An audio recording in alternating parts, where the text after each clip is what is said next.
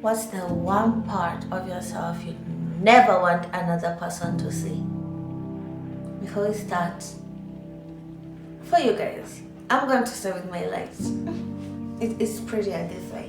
Before we begin, light a candle or let your light soften. Maybe a little eucalyptus, if that's your thing. Wrap yourself in the coziest blanket you own. If you keep a journal, have it within reach. This isn't the kind of conversations to rush through. It's one to settle into. The way you hold an old book on a rainy day. Have you stopped to ask yourself, who are you when everything you've built your identity around is taken away? Not your career, not your relationships, not your beauty, not your success, not the version of yourself that other people know, just you. It's an uncomfortable question because most of us spend our lives adding things to our identity. We collect titles, achievements, we collect expectation, friendship, roles, daughter, wife, mother, friend, caregiver, the strong one, the funny one, the woman who always has it together. We become so attached to this identity that we rarely stop to ask where they came from in the first place. Did we choose them? Or did they choose us? Thousands of years before psychology gave us words such as unconscious, conscious, and shadow, the Sumerians told the story that fascinated scholars, mythologists, and psychologists for generations. It's the story of a goddess named Inanna, the queen of heaven, goddess of love, sexuality, and fertility, goddess of war and justice, which is curious if you ask me. The first time I started hearing of her, the goddess of love and war. But if you think about it, there's a thin line between love and hate. She was powerful, she was beautiful, desired, respected. She possessed everything anyone ever wanted.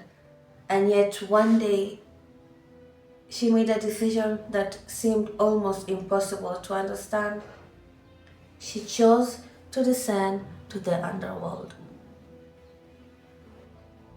No one can say with certainty why.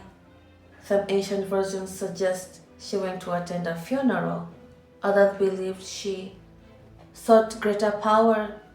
Some modern scholars see it as a journey toward transformation, though.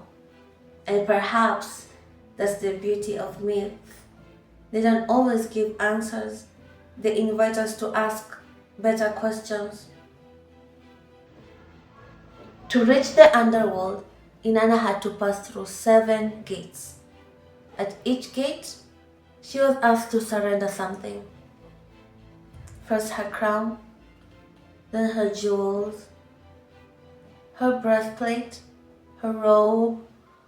One by one, every symbol of her power, beauty, authority, and identity was taken away. By the time she reached the final gate, she had nothing left. No crown to remind her she was a queen, no jewels to display her status, no beautiful garments to separate her from anyone else.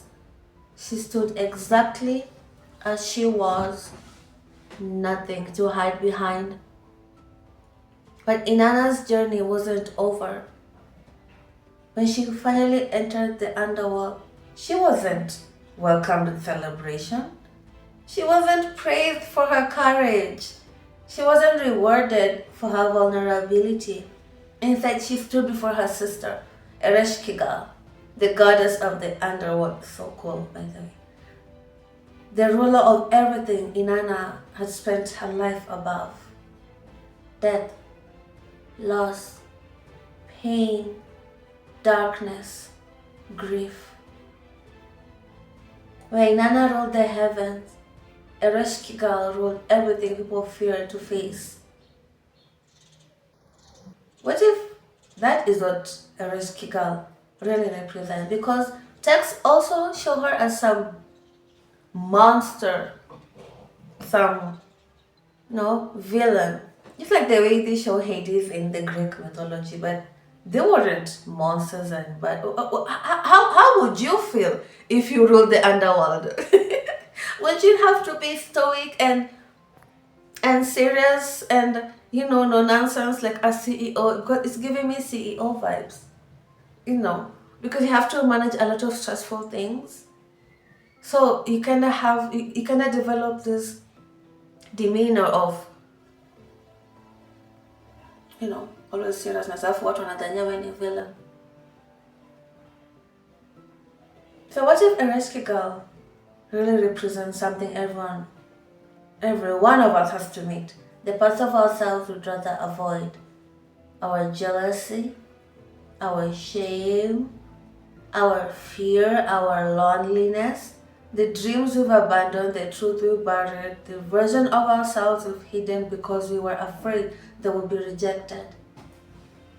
Many modern psychologists, mythologists, and Jungian writers have interpreted Inanna's descent as a symbolic journey into the unconscious. Not because the ancient Sumerians called it that, which they did not, obviously, but because myths often reveal truth that every generation rediscovers in its own language. Perhaps the underworld isn't a place beneath the earth. Perhaps it's the place inside ourselves we spend the longest trying to visit, not to visit. Perhaps the underworld isn't a place beneath the earth. Perhaps it's the place inside ourselves we spent the longest trying not to visit. And maybe that's why this story has survived for over 4,000 years.